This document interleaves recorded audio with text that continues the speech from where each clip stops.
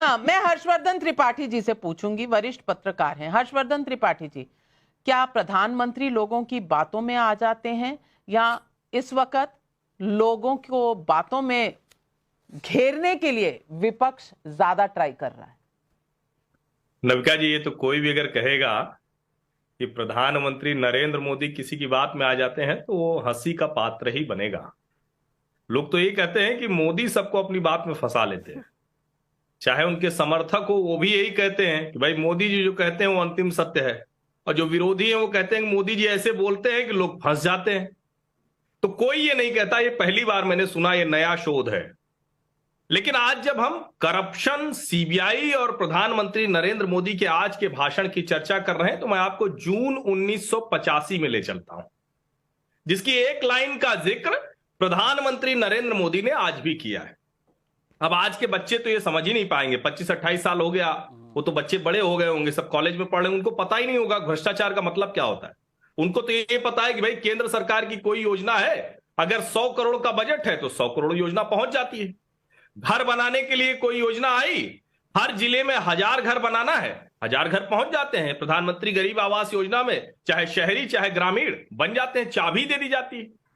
उनको ये पता ही नहीं है कि इस देश में एक कालखंड ऐसा रहा जब काला हांडी सुनने में आता था। काला हांडी आज किसी को पता नहीं होगा, हो सकता है आज के कोई प्रवक्ता आए नए नवेले पार्टियों के तो उनको काला हांडी भी ध्यान में ना आए।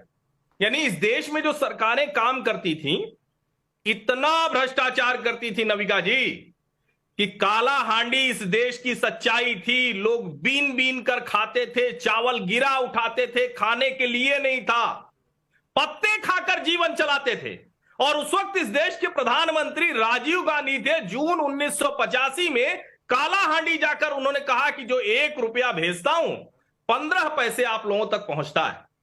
और अभी जब कांग्रेस शासन की लाई हुई एक योजना है आधार, आधार पर रोक लगवाने के लिए जब कांग्रेस के लोग पहुंचे तो जो बेंच थी जस्टिस की, उन्होंने क्या कहा? उन्होंने कहा कि एक फॉर्मर प्राइम मिनिस्टर ने ऑन रिकॉर्ड यह बोला है और हमें लगता है कि इस आधार की वजह से जो गड़बड़ी है, भ्रष्टाचार है, करप्शन है, खत्म हो जाएगा। आज आप देखिए, विपक्षी पार्टियां भी ये आरोप नहीं लगाती हैं कि मोदी जी कोई स्कीम है उसमें पैसा भाजपा वाले खा जाते हैं। ऐसा ऐसा आज तक आरोप आपको नहीं मिलेगा। वो आरोप मिलेगा किसी को लाभ दे दिया, कोई स्कीम दे दी, वो राफेल में चौकीदार चोर है जैसा अभियान चलेगा।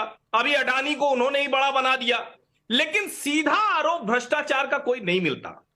और जिस वक्त ये घटनाएं मैं बता रहा हूं, गरीबी हटाओ से लेकर काला हांडी तक देश में भ्रष्टाचार कैसे हुआ, और ये आज भी मोदी जी ने एक बात कही है, मैं तो कहता हूं ध्यान से सुनना चाहिए। उन्होंने नेहरू जी की विरासत नहीं बताया, उन्होंने कहा ये अंग्रेजों की विरासत थी जो भ्रष्टाचार को सत्ता का हिस्सा बनाया, लेकिन हमारी सरकारों ने उसी को आगे बढ़ा दिया।